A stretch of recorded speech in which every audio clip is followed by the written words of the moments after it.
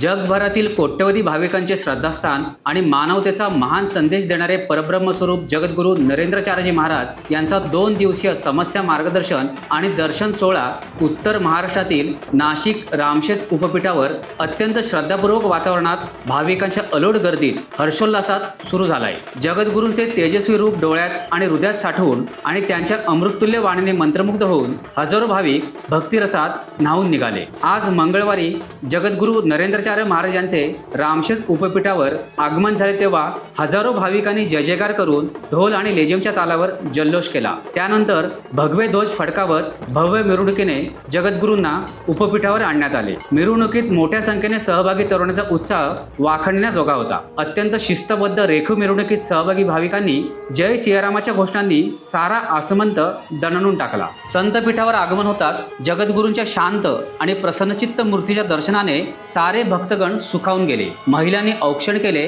त्याबरोबर भाविकांनी पाद्य पूजाही केली। टवटवीत सुगंधित फुलांनी सजवलेल्या पवित्र आसनावर स्थानापन्न झाल्यावर जगद्गुरूंनी अध्यात्म, विज्ञान आणि व्यवहार या त्रिसूत्रीचा अवलंब करून जीवनातील दुःख संकटे यावर मात करता येते असे अमृततुल्य मार्गदर्शन केले। स्वतः जीवन जगताना संकटात सापडलेल्यांनाही मदतीचा हात देणं हीच खरी मानवता आहे अशी शिकवण त्यांनी दिली। यावेळी नाशिक आणि आजूबाजूच्या जिल्ह्यातील हजारो भाविकांनी अत्यंत आनंदाने जगद्गुरूंच्या दर्शन आणि मार्गदर्शनाचा लाभ घेतला। उद्या 12 जून रोजीही जगद्गुरूंचा दर्शन आणि मार्गदर्शनाचा सोहळा संपन्न होणार आहे। नाणीज येथील जगद्गुरू नरेंद्राचार्यजी महाराज संस्थांच्या नियोजनानुसार रामशेत उपपीठावर जगद्गुरूंच्या 2 दिवसीय दर्शन आणि मार्गदर्शनाचा कार्यक्रम आयोजित करण्यात आला आहे। जगद्गुरूंच्या आगमनामुळे वातावरणात निर्माण झालेल्या सुखद चैतन्याचा अनेकांनी अनुभव घेतला।